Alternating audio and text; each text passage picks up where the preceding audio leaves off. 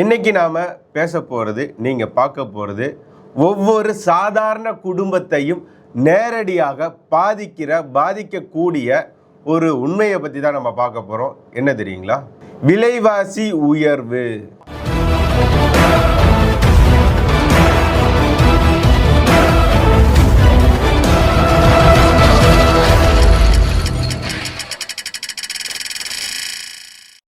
திமுக ஆட்சிக்கு வந்த பிறகு சில ஆண்டுகளாகவே தமிழக முதல்வர் ஸ்டாலின் அவர்கள் சொன்னாரு, தமிழ்நாடு வளர்ந்துருச்சு, தமிழ்நாட்டின் மக்களின் வாழ்வாதாரம் வளர்ந்து விட்டது அப்படின்லாம் சொல்றாருல. ஆனா உண்மை என்ன? வளர்ந்தது என்ன? மக்களின் வளர்ச்சியா, வாழ்வாதாரமா? இல்ல, மக்களுக்கான சுமைதான் அதிகமாயிருக்கு. மக்களிற்கான அத்தியாவசிய பொருள் வாங்கக்கூடிய விலைவாசின்றது அதிகமாயிருக்கு. அதுதான் வளர்ந்திருக்கிறது திமுகவோட ஆட்சியில்.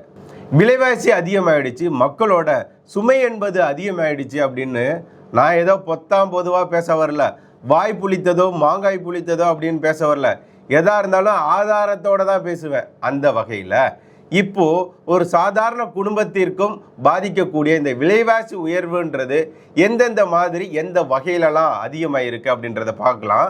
அதில் முதலாவதாக மின் கட்டணம். 2021 800 யூனிட்டுக்கு 1280 செலுத்திய ஒரு குடும்பம் இன்று அதே அளவு யூனிட்டுக்கு 4770 ரூபாய் செலுத்துகிறது. இந்த மின்கட்டண உயர்வு என்பது 272 மடங்கு அதிகமாயிருக்கு இந்த திமுக ஆட்சியில். ஆனால் இவங்க ஆட்சிக்கு வரத்துக்கு முன்னாடி என்ன சொன்னாங்க? மாதம் ஒரு முறை மின்கட்டண அளவீடு என்பது செய்யப்படும். இதனால் நமக்கு இந்த 100 யூனிட் மின்சாரம் என்பது மாதம் நமக்கு கிடைக்கிறதுனால அதிக லாபம் நமக்கு கிடைக்கும், மக்களுக்கு கிடைக்கும்னு சொன்னாங்க. ஆனால் இப்போ இவங்க ஆட்சிக்கு வந்த பிறகு என்ன மாதிரி இருக்கு கேட்டுக்கோங்க மக்களே. அடுத்ததான் நம்ம பார்க்க போகிறது சொத்து வரி மற்றும் குடிநீர் கட்டணம் என்பது எந்த அளவுக்கு உயர்ந்து இருக்கிறது அப்படின்றத பார்க்கலாமா? இந்த ப்ராப்பர்ட்டி டேக்ஸ் அப்படின்றது எவ்வளவு கூடியிருக்கு தெரியுங்களா? 2022 2024 காலகட்டத்தில் 150% அதிகரித்துள்ளது. இது மட்டும் இல்லாமல் வாட்டர் அண்டு சீவேஜ் அதற்கான சார்ஜஸ் அப்படின்றது எவ்வளோ கூடியிருக்கு அப்படின்னா 5% 10% ஃபார் கமர்ஷியல் யூசேஜ் அதுக்கெல்லாம் மாறி இருக்கிறது. இது சாதாரண வீடு வைத்திருப்பவர்களுக்கு கூட எந்த அளவுக்கு சுமையாக மாறி இருக்கிறது. இவங்க விதிக்கக்கூடிய இந்த வரி என்பது வருடத்திற்கு வருடம் அதிகரித்து கொண்டே சென்றது இந்த திமுக அரசாங்கம். குறைக்கல, அதற்கு மாற்றாக வரி என்பதையும் விலைவாசியையும் கூட்டியது இந்த திமுக அரசாங்கம். இதை கேளுங்க மக்களே. யாருக்கிட்ட? உங்ககிட்ட ஓட்டு கேட்டு வராங்கல்ல திமுக வேட்பாளர்கள், அவங்க கிட்ட இந்த கேள்வியெல்லாம் கேளுங்க. விலைவாசி அதிகமாகிடுச்சு, குறைக்கிறேன்னு சொன்னீங்க, குறைக்கல. மின்கட்டணம் அதிகமாகிருக்கு, குறைப்பீங்களா? சொன்னதை ஏன் செய்யலை அப்படின்னு சொல்லி கேளுங்க. முன்னாடி கொடுத்த வாக்குறுதியை ஜெயித்து வந்த பிறகு கூட செய்யாத இந்த திமுக இப்போது கொடுக்கக்கூடிய வாக்குறுதியை செய்யும்னா நம்புறீங்க? என்ன போங்க மக்களே. அடுத்ததான் நம்ம பார்க்க போகிறது இந்த எரிபொருள் விலை என்பதை பற்றி தான் நம்ம பார்க்க போகிறோம். திமுக ஆட்சிக்கு வருவதற்கு முன்பாக வாக்குறுதி கொடுத்தாங்க. என்ன?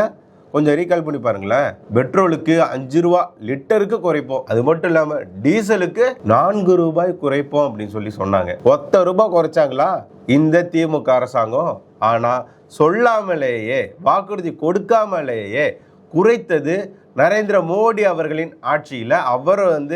அவர் குறைத்து இருக்கிறார். எவ்வளவு தெரியுங்களா?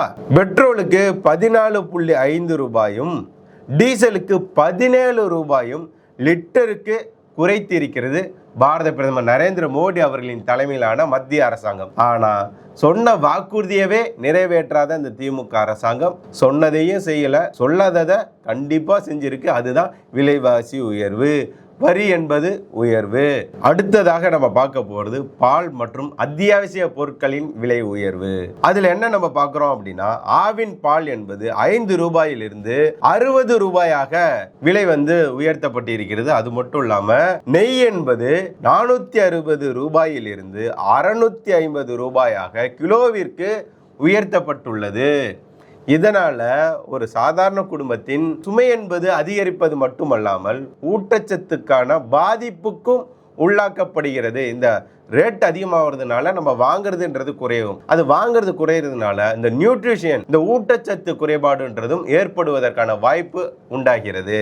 இது மட்டும் இல்லாம நரேந்திர மோடி அவர்களின் தலைமையிலான ஆட்சியில இந்த ஜிஎஸ்டி பயன்பாடுன்றது இருக்குல்ல, இந்த பாலுக்கு நெய்யுக்கு, அதன் மூலியமா கிடைக்கக்கூடிய அந்த ஜிஎஸ்டி பெனிஃபிட் அப்படின்றதும் மக்களுக்கு, ஒரு சாதாரண குடும்பத்திற்கு இதன் மூலமாக நேரடியாக கிடைக்காத ஒரு சூழ்நிலையும் உண்டாகி இருக்கிறது. ஏன் அப்படின்னா அவங்க ஒரு ஜிஎஸ்டி ரேட்டு போட்டாங்கன்னா இவங்களோட திமுக ஆட்சியில் மாநில வரி என்பது கூடுதலாக போட்டு மத்திய அரசாங்கம் தான் வரியை அதிகப்படுத்திடுச்சு அப்படின்னு சொல்லி அவங்க தலையில் பாரத்தை போட்டு இவங்க கல்லா கட்டுவாங்க. ஆனால் அப்படி கல்லா கட்டியும் கூட இவங்க ஆட்சிக்கு வந்த பிறகு சுதந்திரம் பெற்று நம்ம வாங்கிய கடனை விட இவங்க ஆட்சிக்கு வந்த பிறகு வாங்கிய கடன் என்பது அதிகம். 5 லட்சம் கோடிக்கு மேற்பட்ட கடனை இந்த திமுக ஆட்சியில வாங்கி வச்சிருக்கு. அந்த வாங்கின காசு எங்க தெரியல. இங்க தமிழ்நாட்டில் மது கடைகளால வரக்கூடிய வருமானம் எங்க போச்சு தெரியல. நம்ம கொடுக்கக்கூடிய வரி எங்க போச்சு அதுவும் தெரியல. எந்த காசு எங்க போச்சுன்றது ஒண்ணுமே தெரியல. ஆனா இவங்க சொல்றாங்க தமிழ்நாடு முன்னேறிக்கிட்டு இருக்கு அப்படின்றாங்க. எதுல? கடன் வாங்குறது இல்லையா? அடுத்ததான் நம்ம பார்க்க போறது, வீடு கட்டும் கனவு நிறைவேறிச்சா? வீடு கட்டும் பொருட்களுக்கான வரி என்பது எந்த அளவுக்கு உயர்ந்து இருக்கு பார்த்துருவோமா? மணல், கல், கட்டுமான பொருட்கள் அனைத்தும் விலை உயர்ந்ததால் அவங்க வீடு கட்டக்கூடிய கனவுன்றது தள்ளி போயிட்டே இருக்கு. கனவு கரைந்து போனது, கனவு கனவாகியே போனது இந்த திமுக ஆட்சியில. ஏன் அப்படின்னா ஒரு யூனிட்டோட எம்சாண்டோட ரேட்டு எவ்வளவு இன்க்ரீஸ் ஆயிருக்கு அப்படின்னா 2500 ரூபாய். இவ்வளவு ஏறினது மட்டும் இல்லாம செங்கல் விலை உயர்வு, மணல் விலை உயர்வு, சிமெண்ட் விலை உயர்வு, இந்த மாதிரி கம்பி விலை உயர்வு, எல்லாத்துக்கும் இவங்க டாக்ஸ், மாநில வரி என்பது அதிகரித்ததனால் நாம சாதாரண மக்கள் நாமெல்லாம் வீடு கட்டுறதுன்றது கனவா மாறி போச்சு திமுக ஆட்சியில். இவ்வளவு வரியவும் நம்ம தலையில போட்டாங்கல்ல, இந்த வரியெல்லாம் வாங்கி மக்கள் வயிற்றுல அடிச்சு ரத்தத்தை உறிஞ்சி வாங்கின இந்த வரி காசுல திமுக அரசாங்கம் என்ன பண்ணுச்சு அப்படின்னு கேட்டா ஒண்ணும் இல்லை. சரியான சாலை வசதி இருக்கா? இல்ல. குண்டும் குழியுமான சாலைகளால் இன்னைக்கு கூட விபத்துன்றது எவ்வளவு அதிகமாயிட்டு இருக்கு, மரணம்ன்றது எவ்வளவு அதிகமாயிட்டு இருக்கு. நாம இந்த சாலையில போறோம், பயணிக்கும் போது ஒரு விபத்து நடக்குது.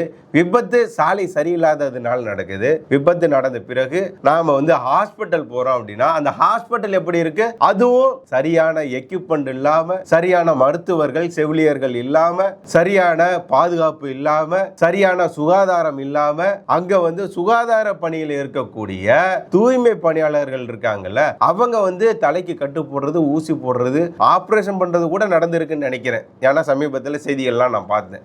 அந்த அளவுக்கு மருத்துவமனை சீர்கெட்டு போயிருக்கு. ஸ்கூல்ல சரியான எக்யூப்மெண்ட்ஸ் இல்ல, சரியான ஆசிரியர்கள், போதுமான ஆசிரியர்கள் இல்ல, பற்றாக்குறை இருக்கு. டிரான்ஸ்போர்ட் அதாவது சரியா இருக்கா? மகளிர் விடியல் பயணம்ன்றீங்களே, அந்த பயணத்தை குறை சொல்லல, அந்த பேர் ஒன்று வச்சிருக்கீங்களே திட்டம், அது என்னங்க மகளிர் விடியல் பயணம்? அது எதுக்கு? அது அந்த பேர் எதுக்கு? இல்ல அதாவது எல்லா பஸ்லயும் சொல்ல முடியாது, குறிப்பிட்ட பஸ்ல நம்ம பார்க்கும்போது மேல அதை போட்டுறாங்க மகளிர் விடியல் பயணம் அப்படின்னு சொல்லிட்டு. இந்த பக்கம் திரும்பினா கலைஞர் நூற்றாண்டு நூலகம், கலைஞர் நூற்றாண்டு பேருந்து நிலையம், எந்த பக்கம் திரும்பினாலும் திரும்ப முடியல. கண்ணை கட்டிக்கிட்டு போகணுன்ற அளவுக்கு தமிழ்நாட்டை கெடுத்தது இந்த திமுக அரசாங்கம். பேருந்துக்கு பேரெல்லாம் வச்சிங்களே, அதுக்கு பாதுகாப்பா ஏதாவது வேலைப்பாடுகள் பார்த்தீங்களானா இல்ல. படிக்கட்டில் ஏறினீங்கன்னா படிக்கட்டு பிடிங்கிட்டு கீழே விழுந்துடும், ஜன்னல் கீழே விழுந்துடும், வீலே பிடிங்கிட்டு போயிடுதுங்க. சேஸோட வீல் பிடிங்கிட்டு போற சம்பவம்லாம் நம்ம பார்த்தோம். சமீபத்தில் சேலம் அருகே ஒரு ஆட்டோவில் மோதிலாம் ஒரு 6 பேர் இறந்து போன சம்பவத்தை நம்ம பார்த்தோம். பேருந்துகள் சரியில்லை,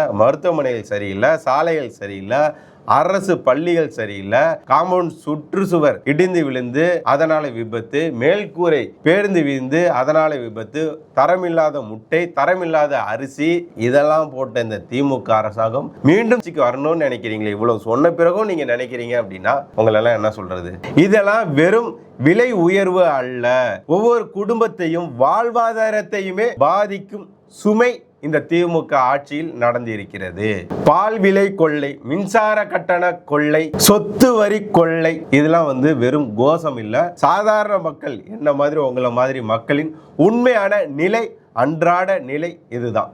மக்களே, நான் உங்ககிட்ட இந்த கேள்வி கேட்கிறேன்னு நினைக்காதீங்க. நீங்க ஒரு கேள்வி கேட்கணும். இவ்வளவு வரி நாங்க கொடுத்தோம்ல, இந்த வரியெல்லாம் வாங்கின அரசாங்கம் எதுக்கு செலவு பண்ணிச்சு? எதுவுமே பாதுகாப்பு இல்லாத சூழ்நிலை இருக்கு. பெண்களுக்கு பாதுகாப்பு இல்ல, குழந்தைகளுக்கு பாதுகாப்பு இல்ல, முதியவர்களுக்கு பாதுகாப்பு இல்ல, உங்களுக்கு எனக்கு யாருக்குமே இங்க பாதுகாப்பு இல்ல. முதல்வருக்கே பாதுகாப்பு இல்லைன்னு கூட நம்ம பார்க்கிறோம். அவர் வீட்டுக்கு கூட வெடிகுண்டு மிரட்டல்லாம் சமீபத்தில் விட்டுருந்தாங்க. அந்த செய்தியை நம்ம பார்த்துருந்தோம். இந்த அளவுக்கு பாதுகாப்பு இல்லை.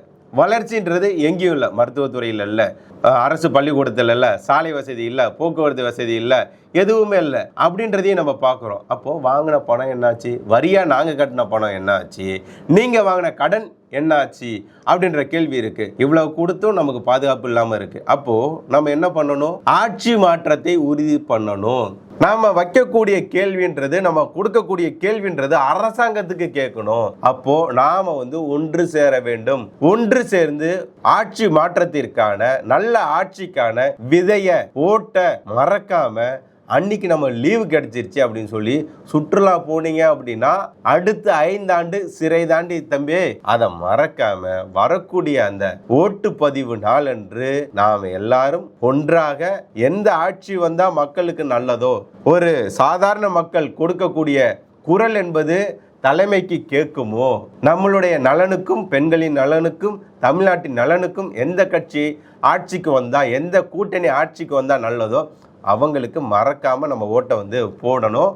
ஏன் அப்படின்னா இது ஒரு அரசியல் மாற்றத்திற்கான ஒரு நிகழ்வு கிடையாது. உங்கள் குடும்பம், நம் வாழ்க்கை, நம் எதிர்காலம், தமிழ்நாட்டின் எதிர்காலம் எல்லாமே நம்ம போடக்கூடிய ஒரு ஓட்டில் தான் இருக்கு. மறக்காதீங்க. நல்ல கட்சி ஆட்சி அமைக்கணும். தமிழக மக்களுக்கு விடுதலை கிடைக்கணும். நன்றி.